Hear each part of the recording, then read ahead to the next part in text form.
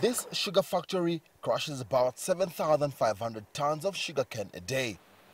With the sugar reducers separated, the dry fibrous residue of the cane, called bagasse, is not wasted.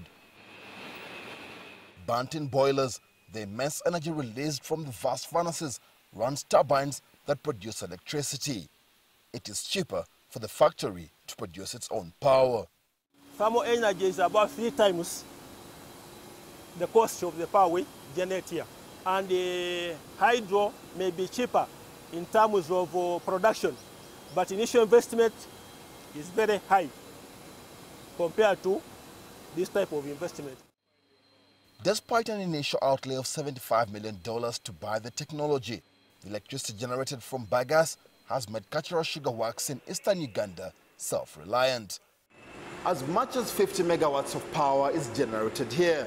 The factory uses at least 1/3 of that, and up to 34 megawatts is then added to the national grid for other users. However, the renewable energy resource potential has not been fully exploited. I think we've reached our maximum. What we are going to do now is, in the next 2 years, we're putting up a ethanol plant.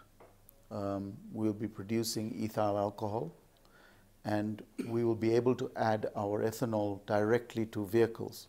We will produce about 18 million liters of alcohol at Kakira. With the continuing deficit in electricity generation in Uganda, the Renewed Energy Initiative is likely to help alleviate the country's energy crisis.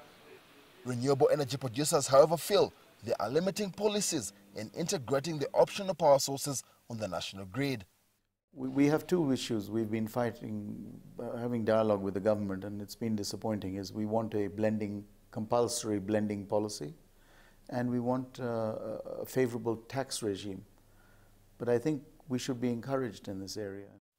Only 12% of Ugandan households have access to electricity, and the country is estimated to need 2,000 megawatts by 2025 to run its industries and homes. With growing populations alongside growing demand for power, it's estimated a further $3.5 billion will be needed to develop the energy sector. Ssenyange, CCTV, Kachira, Eastern Uganda.